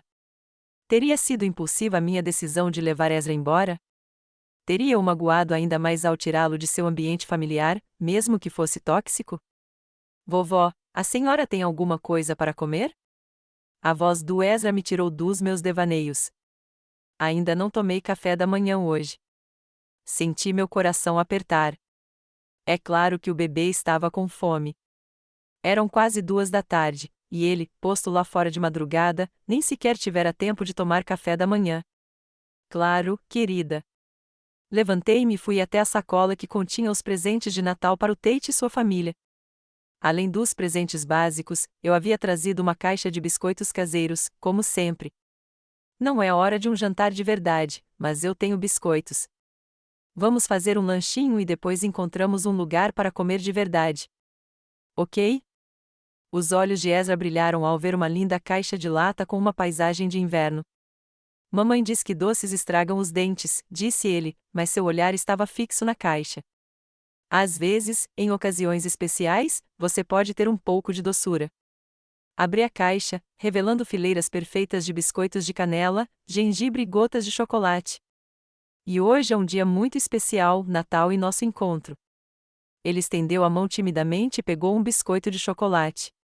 Dando uma pequena mordida, fechou os olhos e o primeiro sorriso de verdade do dia surgiu em seu rosto. Que delícia, disse ele. E naquele momento, ele parecia exatamente o que deveria ser, um menino feliz de 5 anos aproveitando a simples alegria de um doce. Enquanto Ezra comia seus biscoitos, liguei para a recepção e perguntei quais restaurantes estariam abertos no dia de Natal. Fui informado de que a maioria dos lugares estava fechada, mas havia um restaurante familiar do outro lado da rua, aberto em horário reduzido.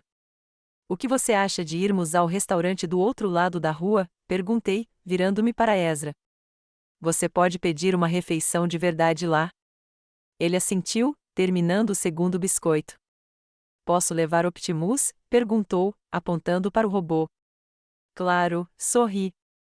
O Optimus também deveria almoçar com a gente. O restaurante da Jane era um lugar aconchegante, com sofás de couro vermelho e decorações natalinas em todas as mesas. Apesar do dia festivo, havia alguns clientes, aparentemente visitantes casuais da cidade, como nós. A garçonete, uma mulher de meia-idade com um rosto cansado, mas amigável, nos acompanhou até uma mesa perto da janela. Cardápio de Natal hoje, disse ela, entregando-nos cartões plastificados. Sua escolha: peru, presunto ou rosbife, com acompanhamentos e sobremesa. O que você quer, Ezra? Perguntei, ajudando-o a se sentar. Ele colocou o robô ao seu lado como se fosse mais um membro do grupo. Ezra olhou incerto para o cardápio, depois para mim. Minha mãe geralmente escolhe para mim, disse-lhe baixinho. Ela diz que as crianças não sabem escolher a comida certa. Tentei não demonstrar o quanto fiquei magoada com aquelas palavras, mas um lembrete do comportamento controlador de Evei. Bem, o que você gostaria de experimentar? Perguntei baixinho. Peru, presunto ou rosbife? Ele pensou por um segundo, como se fosse a escolha mais importante da sua vida. Será que eu posso comer peru? Perguntou ele gentilmente, como se tivesse medo de que eu dissesse não. Claro, querida. Peru é uma ótima opção para o Natal. Sorri para ele e me virei para a garçonete. Peru para o menino e para mim também, por favor. Quando a garçonete saiu, Ezra olhou para mim. Vovó, você também gosta de peru ou pediu só porque eu escolhi? Fiquei surpreso com a perspicácia da sua pergunta. Eu adoro peru, respondi honestamente. Mas mesmo que não gostasse, não teria problema pedir a mesma coisa que você. Às vezes, as pessoas fazem as coisas não porque gostam, mas para agradar os outros ou para apoiá-los, sabe? Ele assentiu lentamente, como se estivesse ponderando um conceito novo e difícil. Como quando a mãe sorri para os convidados mesmo estando brava. Esse comentário me impactou novamente com sua perspicácia. O garotinho viu a falsidade no comportamento adulto. Algo assim, eu disse cautelosamente, embora haja uma diferença entre fazer algo por educação e fingir ser algo que você não é. Continuamos conversando enquanto esperávamos a comida. Fiz perguntas simples a Ezra sobre seus brinquedos favoritos, sobre o que ele gosta de fazer, sobre seus amigos do jardim de infância. Aos poucos, ele começou a falar com mais detalhes. Sua voz ficou mais animada e mais expressões surgiram em seu rosto. Descobri que ele gosta de desenhar, mas só quando o papai está em casa, a mamãe diz que a tinta mancha. Que ele tem um grande amigo no jardim de infância chamado Noah e que gosta de histórias sobre o espaço e robôs. Quando a comida chegou, Ezra a princípio comeu com cautela, em pequenas mordidas, como se tivesse medo de ser repreendido por desleixo. Mas, aos poucos, vendo que eu não o repreendia, ele começou a comer mais naturalmente, com o apetite de uma criança saudável. Você também teve ceia de Natal em casa? Ele perguntou entre mordidas de peru. Não, querida, respondi. Eu ia fazer hoje à noite, quando chegasse em casa. Mas agora tenho algo muito melhor, o Natal com você. Ele sorriu, mas então seu rosto ficou sério novamente. Papai e mamãe vão estar me procurando? Eles sabem que você está comigo, assegurei-lhe. Combinamos que você ficaria comigo por um tempo, como umas pequenas férias. Não mencionei que um pouco na mente de Tate e Evei significava apenas um dia. Eu ainda não tinha decidido o que faria amanhã quando eles exigissem Ezra de volta. Depois do almoço, voltamos para o motel. Meu celular, que desliguei antes de ir para o restaurante, mostrava 5 chamadas perdidas da Tate. Não retornei imediatamente, decidindo primeiro deixar o Ezra descansar um pouco. Tinha sido um dia emocionalmente intenso para o garotinho, e eu percebi que ele estava cansado. Por que você não dorme um pouco? Sugeri, ajudando-o a tirar os sapatos e deitando-me ao seu lado na cama. Posso ler uma coisa para você? Não tenho nenhum livro aqui, disse Ezra, abraçando seu robô. Então eu poderia te contar uma história, sugeri. Qual você gostaria de ouvir? Ele pensou por um segundo. Uma história sobre o papai quando ele era pequeno, perguntou. Meu coração apertou. Mesmo agora, depois de tudo o que tinha acontecido, o menino queria saber do pai. Comecei a contar como o pequeno Tate adorava desenhar, como ele construiu um forte com travesseiros e cobertores na sala de estar, como empinamos uma pipa juntos no parque. Falei sobre o Tate que eu conhecia e amava, um menino de coração bondoso e sorriso radiante. Em algum momento da minha história, Ezra adormeceu, ainda abraçado ao seu robô com força. Levantei-me com cuidado, tentando não acordá-lo, e fui até a janela. Do outro lado do vidro, pude ver a pequena piscina do motel, agora fechada para o inverno, e um estacionamento com alguns carros. O Natal que eu planejara passar sozinha no meu apartamento tinha se transformado de uma forma totalmente inesperada. E agora eu estava em uma cidade desconhecida, em um motel barato, com um neto que eu mal conhecia, decidindo que, quando a comida chegou, Ezra a princípio comeu com cautela, em pequenas mordidas, como se tivesse medo de ser repreendido por desleixo.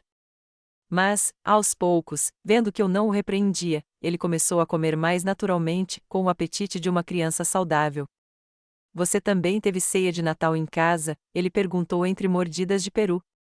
Não, querida, respondi. Eu ia fazer hoje à noite, quando chegasse em casa. Mas agora tenho algo muito melhor, o Natal com você. Ele sorriu, mas então seu rosto ficou sério novamente.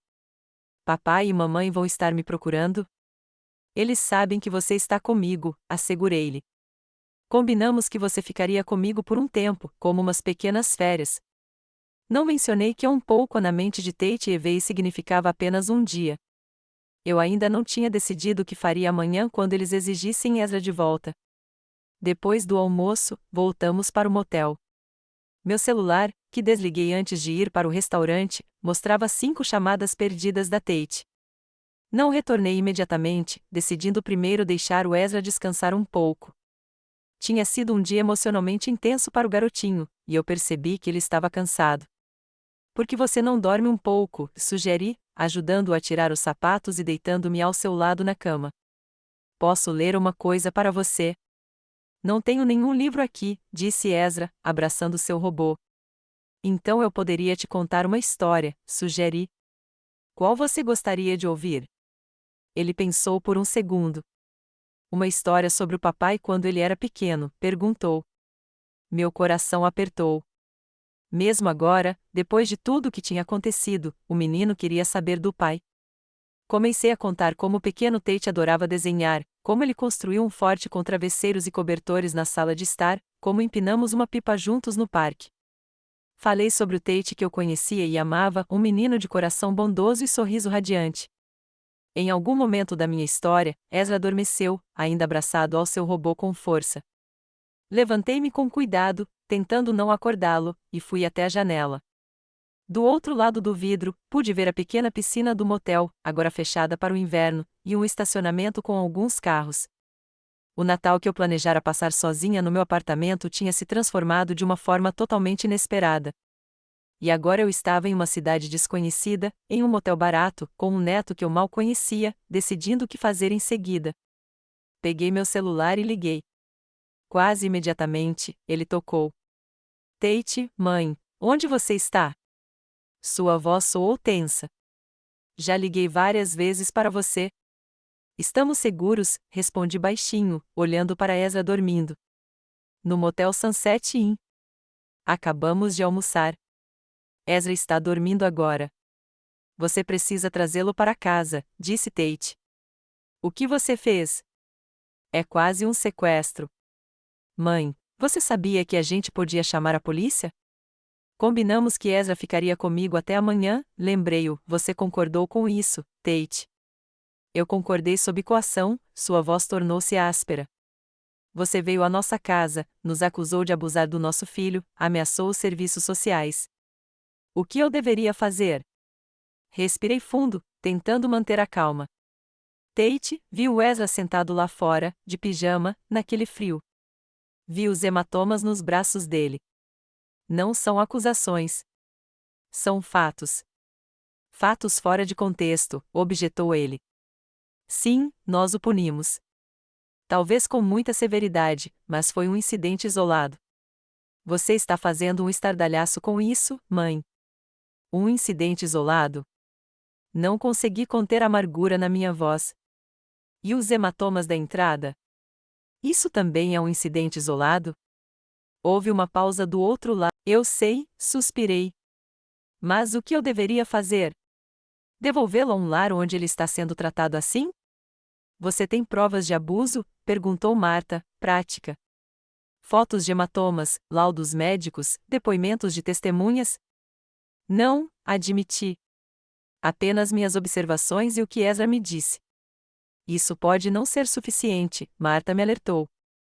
Mas aqui está o que você pode fazer. Primeiro, se estiver seriamente preocupada com a segurança do menino, pode registrar uma denúncia anônima no Conselho Tutelar. Eles são obrigados a investigar qualquer denúncia de possível abuso. Não vão levá-lo imediatamente? Perguntei, ansiosa. Não quero que o Ezra entre no sistema. Já li tantas histórias de terror. Não necessariamente, Marta me tranquilizou. Na maioria dos casos, eles fazem uma avaliação da situação primeiro. Se não houver ameaça imediata à vida da criança, eles podem indicar um programa de apoio à família, aulas para pais, sessões de aconselhamento com um psicólogo, consultas regulares. Pensei nas palavras dela. Talvez essa fosse a melhor solução, não afastar Ezra completamente dos pais, mas sim fornecer um monitoramento externo da situação familiar. E a segunda opção? Perguntei. A segunda opção é tentar negociar diretamente com Tate e Evey, disse Marta. Ofereça a eles um meio-termo. Por exemplo, reuniões regulares com Ezra sob sua supervisão. Talvez uma visita ao conselheiro familiar. Se eles concordarem, você poderá manter contato com seu neto e controlar a situação sem envolver as autoridades. Parecia razoável, mas eu duvidava que Evey concordasse com tal acordo. Ela claramente me via como uma ameaça ao seu controle sobre a família. Obrigada, Marta, eu disse. Vou pensar no assunto. É tão difícil decidir o que é certo. Eu sei, querida, disse Marta com compaixão na voz. Em situações como esta, raramente há uma decisão obviamente correta.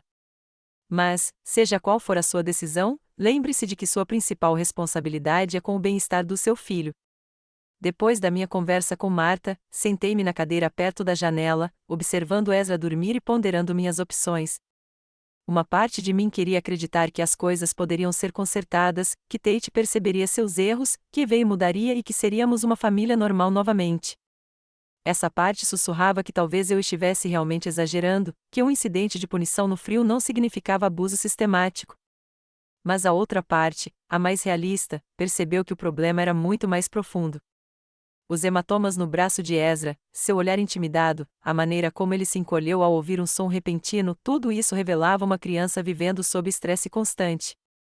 E a relutância de Tate em reconhecer o problema, sua disposição em justificar as ações de Evey, esta não era a família que eu queria para o meu neto. Meu telefone tocou novamente. Desta vez não era o Tate, mas a Evey. Hesitei, mas atendi mesmo assim. Escute-me com atenção, Lorraine, a voz de Evey era fria e contida. Eu entendo que você se considere a protetora de Ezra, mas o que você está fazendo está destruindo nossa família e traumatizando meu filho. Seu filho, não consegui conter a amargura.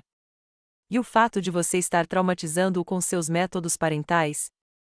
Isso é ridículo, bufou Evey. Uma lição severa e você me declara um monstro. Você não tem ideia de como é criar um filho no mundo de hoje. Não com a sua experiência como despachante morando em um apartamento barato. As palavras dela tinham a intenção de me magoar, de me fazer sentir inferior. Mas, desta vez, não deixei que me magoassem. Eu sei como é criar um filho sozinha, trabalhando em tempo integral para sustentá-lo, disse calmamente, e sei que nenhuma circunstância justifica deixar um menino de 5 anos no frio ou agarrá-lo com tanta força que ele fique machucado. Houve silêncio do outro lado da linha. Então Evey disse, num tom repentinamente diferente, mais suave e conciliador, olha, Lorraine, eu entendo que você esteja preocupada. É natural. Você é a avó dele. Mas não podemos relaxar um pouco. Você traz o Ezra de volta e podemos conversar sobre como você pode vê-lo com mais frequência. Talvez visitas semanais ou você poderia levá-lo para passar o fim de semana fora de vez em quando. Tate e eu estávamos conversando sobre isso. Fiquei surpresa com essa mudança repentina. Não era como a Evey que eu conhecia, fria, controladora, relutante em compartilhar sua família. Algo não batia certo ali. Evey, agradeço a oferta, eu disse cuidadosamente. Mas não se trata das minhas visitas agora. Trata-se da segurança do Ezra. Eu vi os hematomas. Vi o jeito como ele treme de medo quando você levanta a voz. Isso não é normal. Eu sei que você se sente assim, a voz de Evei permaneceu suave, quase hipnótica. Mas acredite, Tate e eu amamos Ezra mais do que qualquer coisa no mundo. Sim, às vezes posso ser muito rigorosa. Estou trabalhando nisso. Mas separar uma criança dos pais não é a solução. Entendeu? Senti algo dentro de mim hesitar. Talvez eu tivesse exagerado. Talvez Evei esteja genuinamente arrependida e pronta para mudar. Mas então me lembrei do rosto de Ezra sentado no meio-fio frio na manhã de Natal, seus lábios azuis, suas mãos trêmulas, e também me lembrei das palavras de Marta: sua primeira responsabilidade é o bem-estar do bebê. Evei, eu disse, me firmando na minha decisão, acredito que você e Tate amam o Ezra à sua maneira, mas também acredito que ele não está seguro com você agora. Não estou falando de separação permanente. Estou falando de vocês dois precisando de ajuda, aconselhamento, aulas para pais, talvez terapia familiar. E até você conseguir essa ajuda, o Ezra está seguro comigo. Você não tem o direito de decidir isso, a voz de Evei mudou instantaneamente, tornando-se fria e áspera novamente. Nós somos os pais dele. Nós decidimos o que é melhor para o nosso filho. E eu sou a avó dele, respondi, sentindo a determinação crescer em mim. E não vou ficar parada, sabendo que ele está sendo maltratado, mesmo que isso signifique ir contra o meu próprio filho. O vento da primavera brincava com as cortinas de tule, trazendo o aroma das árvores floridas para dentro do apartamento. Março estava quente este ano, como se a natureza estivesse com pressa para apagar os vestígios do inverno e dar ao mundo um novo começo. Fiquei na janela, observando Ezra descer a trilha no quintal com sua bicicleta nova. 3 meses se passaram desde aquele dia de Natal em que o encontrei tremendo de frio na rua, em frente à casa de Tate e Evei. 3 meses que mudaram tudo. Ainda me lembro do rosto da juíza Hanson, uma mulher já não tão jovem, com rugas profundas ao redor dos olhos e um olhar tenaz e perscrutador, quando proferiu sua decisão. A guarda temporária de Ezra será transferida para a avó, enquanto os pais deverão frequentar aulas de parentalidade e terapia familiar.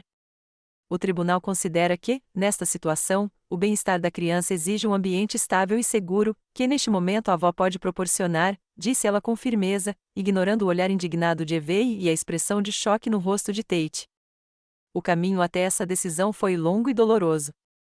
Depois daquele Natal no motel, não devolvi Ezra aos pais, como eles haviam exigido. Em vez disso, entrei em contato com o conselho tutelar, como Marta havia aconselhado. A assistente social, uma jovem chamada Hailey, fez uma avaliação inicial da situação e sua conclusão foi decepcionante. Havia sinais de abuso emocional e negligência suficientes para abrir um processo. Tate e Evei ficaram furiosos. Contrataram um advogado caro, acusaram-me de calúnia, de manipular Ezra, de tentar roubar o filho deles por causa da minha própria solidão e amargura. Houve momentos em que quase desisti, em que duvidei da correção do meu caminho. Mas cada vez que eu olhava para Ezra, para seu rosto gradualmente reanimado, para seu sorriso tímido que se tornava mais confiante a cada dia, eu sabia que não podia desistir. O fator-chave no julgamento foi o depoimento e os registros médicos. Susan Ellington testemunhou sobre o que viu no parque. O médico que examinou Ezra confirmou a contusão característica de um agarrão violento. E talvez o mais decisivo de tudo, o próprio depoimento de Ezra, prestado na presença de um psicólogo infantil especializado em casos de abuso. Ezra, com sua habitual franqueza infantil, relatou os castigos, como ele era deixado do lado de fora quando era desobediente, como Evei o sacudia quando estava com raiva, como ele tinha medo de fazer barulho ou chorar porque a mamãe não gosta de barulho. Suas palavras no registro oficial tornaram-se algo que não podia ser ignorado ou explicado como exagero. E então Ezra estava morando comigo. Nos mudamos para um novo apartamento, um apartamento maior, de 2 quartos, em um bairro tranquilo e escondido, não muito longe do parque. Minhas economias de aposentadoria eram suficientes para o aluguel, e as despesas adicionais de Ezra, determinadas pelo tribunal, tiveram que ser pagas por Tate e Evei. Observei meu neto dar voltas e mais voltas na trilha, ficando cada vez mais confiante com a bicicleta, e pensei em como ele havia mudado naqueles 3 meses. Quando ele se mudou para cá, era uma criança quieta e cautelosa, como se estivesse andando em um campo minado, com medo de dar o passo errado. Ele pedia permissão para tudo, se podia ir ao banheiro, se podia beber água, se podia comer mais um pedaço de pão. Pedia desculpas por cada pequeno erro, desde suco derramado até um quebra-cabeça mal montado. E nunca chorava, nem mesmo quando machucou o joelho a ponto de sangrar depois de cair de um balanço no parque. Ele tem regulação emocional prejudicada, explicou a doutora Lin, psicóloga infantil que Ezra atendia 2 vezes por semana. Ele foi doutrinado de que é perigoso expressar seus sentimentos, especialmente os negativos.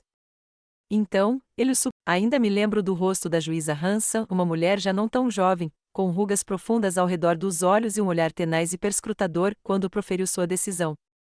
A guarda temporária de Ezra será transferida para a avó, enquanto os pais deverão frequentar aulas de parentalidade e terapia familiar. O tribunal considera que, nesta situação, o bem-estar da criança exige um ambiente estável e seguro, que neste momento a avó pode proporcionar, disse ela com firmeza, ignorando o olhar indignado de Evey e a expressão de choque no rosto de Tate. O caminho até essa decisão foi longo e doloroso. Depois daquele Natal no motel, não devolvi Ezra aos pais, como eles haviam exigido. Em vez disso, entrei em contato com o conselho tutelar, como Marta havia aconselhado. A assistente social, uma jovem chamada Riley, fez uma avaliação inicial da situação e sua conclusão foi decepcionante. Havia sinais de abuso emocional e negligência suficientes para abrir um processo. Tate e Evey ficaram furiosos. Contrataram um advogado caro, acusaram-me de calúnia, de manipular Ezra, de tentar roubar o filho deles por causa da minha própria solidão e amargura. Houve momentos em que quase desisti, em que duvidei da correção do meu caminho. Mas cada vez que eu olhava para Ezra, para seu rosto gradualmente reanimado, para seu sorriso tímido que se tornava mais confiante a cada dia, eu sabia que não podia desistir. O fator-chave no julgamento foi o depoimento e os registros médicos. Susan Ellington testemunhou sobre o que viu no parque. O médico que examinou Ezra confirmou a contusão característica de um agarrão violento. E talvez o mais decisivo de tudo, o próprio depoimento de Ezra, prestado na presença de um psicólogo infantil especializado em casos de abuso. Ezra, com sua habitual franqueza infantil, relatou os castigos, como ele era deixado do lado de fora quando era desobediente, como Evey o sacudia quando estava com raiva, como ele tinha medo de fazer barulho ou chorar porque a mamãe não gosta de barulho. Suas palavras no registro oficial tornaram-se algo que não podia ser ignorado ou explicado como exagero. E então Ezra estava morando comigo. Nos mudamos para um novo apartamento, um apartamento maior, de 2 quartos, em um bairro tranquilo e escondido, não muito longe do parque. Minhas economias de aposentadoria eram suficientes para o aluguel, e as despesas adicionais de Ezra, determinadas pelo tribunal, tiveram que ser pagas por Tate e Evey. Observei meu neto dar voltas e mais voltas na trilha, ficando cada vez mais confiante com a bicicleta, e pensei em como ele havia mudado naqueles 3 meses. Quando ele se mudou para cá, era uma criança quieta e cautelosa, como se estivesse andando em um campo minado, com medo de dar o passo errado. Ele pedia permissão para tudo, se podia ir ao banheiro, se podia beber água, se podia comer mais um pedaço de pão. Pedia desculpas por cada pequeno erro, desde suco derramado até um quebra-cabeça mal montado. E nunca chorava, nem mesmo quando machucou o joelho a ponto de sangrar depois de cair de um balanço no parque. Ele tem regulação emocional prejudicada, explicou a doutora Lin, psicóloga infantil que Ezra atendia 2 vezes por semana. Ele foi doutrinado de que é perigoso expressar seus sentimentos, especialmente os negativos. Então, ele os suprime, mesmo os naturais, como dor ou medo. Trabalhar com a doutora Lin tem sido lento, mas tenho visto progresso. Primeiro por meio de jogos e desenhos, depois por meio de histórias e dramatizações, Ezra estava aprendendo a expressar suas emoções, a confiar nos adultos e a ser uma criança que não precisava temer punição o tempo todo. A primeira vez que o Ezra chorou eu entendi a raiva dele. Aos seus olhos, eu era uma traidora, uma mulher que o fizera parecer um péssimo pai perante os tribunais, perante os serviços sociais, perante o mundo. Ele não conseguia ou não queria ver que minhas ações não eram motivadas pelo desejo de puni-lo ou a Evey, mas sim de proteger Ezra. Nos dias em que a dor da alienação com meu filho se tornava especialmente aguda, eu encontrava consolo em conversar com o Dr. Morgan, meu próprio terapeuta. Sim, eu também tinha começado a fazer terapia, em parte por recomendação do tribunal, em parte porque sentia que precisava. Você fez a coisa certa, Lorraine, dizia o Dr. Morgan quando eu compartilhava minhas dúvidas. Às vezes, a ação mais amorosa é aquela que causa dor temporária, mas previne danos a longo prazo. Conversamos bastante sobre meu relacionamento com Tate, sobre como criei após a morte de Randall, sobre meus próprios traumas de infância e como eles influenciaram meu estilo parental. Você se esforçou para dar ao seu filho o que você mesma não teve, observou a doutora Morgan, amor incondicional, apoio, liberdade do medo. Mas, no seu desejo de protegê-lo da dor, você pode não tê-lo ensinado a lidar com a situação ou a estabelecer limites saudáveis. Foi uma lição amarga, mas eu a estava abraçando. Percebi agora como minha própria criação, com uma mãe fria e severa, um pai ausente ou explosivo, moldara minhas reações, como eu oscilava entre o desejo de controlar a vida de Tate para protegê-lo e o medo de ser exigente demais para não me tornar como minha mãe. O ciclo pode ser quebrado, dizia o Dr. Morgan. Você já está fazendo isso ajudando Ezra, e talvez, com o tempo, Tate também consiga enxergar esse caminho. Será que eu esperava uma reconciliação com meu filho? Sinceramente, eu não sabia. Uma parte de mim, claro, ansiava pelo menino que criei, pela conexão que um dia tivemos. Mas a outra parte percebeu que o relacionamento não podia e não devia voltar a ser como era. Se algum dia nos reconectarmos, será um novo relacionamento entre dois adultos que veem e respeitam os limites um do outro, não entre uma mãe que sacrifica tudo e um filho que toma esses sacrifícios como garantidos, não entre uma mulher que teme perder o amor de seu único filho e um homem que usa esse amor como uma ferramenta de controle. Antes, eu teria feito qualquer coisa para reconquistar o afeto de Tate, pedir desculpas mesmo que não fosse minha culpa, ceder mesmo sabendo que estava certa. Percebi agora que esse comportamento não só estava me prejudicando, como também não estava ajudando Tate a se tornar uma pessoa melhor. O som da porta se abrindo interrompeu meus devaneios. Ezra entrou correndo no apartamento, com o rosto corado de andar de bicicleta e os olhos brilhando. Vovó, eu aprendi a fazer uma curva fechada. Quer ver? Claro, querida, sorri. Só beba um pouco de água primeiro. Você está completamente sem fôlego. Ele correu até o balcão da cozinha, onde eu já havia preparado um copo d'água e bebido em goles vorazes.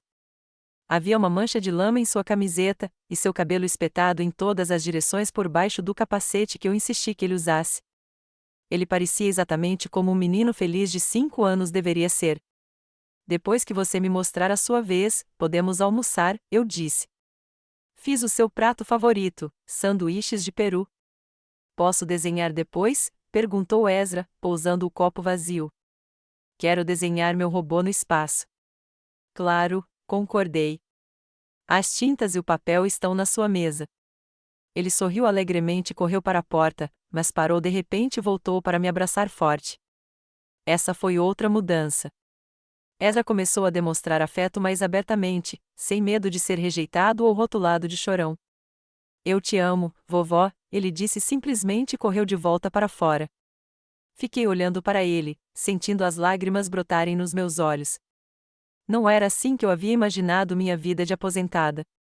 Pensei que viveria tranquilamente, talvez viajasse um pouco, aproveitaria as visitas ocasionais do meu neto. Em vez disso, me tornei a principal cuidadora de uma criança de 5 anos, litigando, frequentando terapia e grupos de apoio à paz. No entanto, apesar de todos os desafios, não me arrependi da minha decisão naquela manhã de Natal. Vi Ezra florescer dia após dia, sua franqueza infantil retornou, sua confiança no mundo cresceu. Valeu a pena. Pela janela aberta, pude ver Ezra exibindo orgulhosamente sua corrida de obstáculos, um pouco desajeitada, mas executada com tanto entusiasmo que era impossível não sorrir. Naquele momento, meu celular vibrou. Uma mensagem da Tate. A Ivy e eu terminamos o módulo 3 do curso de parentalidade hoje. Posso chegar uma hora mais cedo do que o habitual neste sábado? Quero mostrar ao Ezra o novo jogo que comprei. O texto era seco, formal, mas o pedido em si demonstrava algum progresso. Tate queria passar mais tempo com o filho e estava planejando algo específico para ele. Talvez os cursos estivessem realmente ajudando. Talvez com o tempo. Afastei esses pensamentos. Não era hora de sonhar com uma reconciliação completa ou com o retorno à minha antiga vida. O importante agora era focar no presente, em curar Ezra gradualmente, em criar um ambiente seguro e amoroso para ele. Respondi com um breve assim, claro, e guardei o telefone. Da janela, vinha a risada de Ezra enquanto ele dava mais uma volta na bicicleta. Aquele som, tão simples e puro, era a melhor confirmação de que eu estava no caminho certo. Eu não sabia o que o futuro me reservava. Será que Ezra algum dia voltaria a morar com os pais permanentemente? Será que Tate e Evey conseguiriam realmente mudar, ou a participação deles no programa seria apenas uma formalidade para satisfazer o tribunal? Será que Tate algum dia me perdoaria pelo que eu tinha feito? Não havia respostas fáceis para essas perguntas. Mas de uma coisa eu tinha certeza: eu não ficaria mais em silêncio diante da injustiça.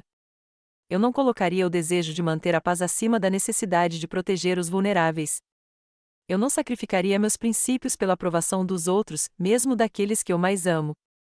Aos meus 67 anos, finalmente aprendi a estabelecer limites saudáveis, uma lição que veio tarde, mas, espero, não tarde demais para ajudar meu neto a evitar os mesmos erros. Ezra acenou para mim da janela, exibindo orgulhosamente seus truques de bicicleta, e eu acenei de volta, sentindo meu coração se encher de uma alegria silenciosa. Estávamos ambos aprendendo, ele a ser criança, eu a ser forte, e havia beleza e esperança nessa jornada juntos, apesar dos desafios. Saí para a varanda para ver melhor suas manobras e gritei: "Boa curva, Ezra! Agora, me mostra como você freia." Ele sorriu e fez uma parada espetacular, derrapando levemente o pneu traseiro. "Viu só, vovó? Eu consigo parar quase instantaneamente. Agora vejo, querida, que você está se tornando uma verdadeira mestra." No seu sorriso, no orgulho das suas realizações, na confiança com que ele compartilhava a sua alegria, vi a cura, não completa, não definitiva. Esse processo levaria anos, mas uma cura de verdade. E enquanto essa cura acontecia, eu estava pronta para estar lá, para apoiar, guiar, amar. Não era como eu imaginava minha aposentadoria, mas talvez fosse exatamente o que Ezra e eu precisávamos: um novo começo, uma nova chance de criar o que nos faltava, uma família onde o amor não depende da perfeição, onde os erros não levam à rejeição, onde todos podem ser eles mesmos sem medo. E enquanto meu neto me mostrava com entusiasmo seus truques de bicicleta, eu sabia de uma coisa: não importava o quão difícil nosso relacionamento com Tate tivesse sido, não importava o quão difíceis os últimos meses tivessem sido, eu nunca me arrependi por um segundo das 5 palavras que eu tinha dito naquela manhã de Natal: "Vou tirá-lo de você."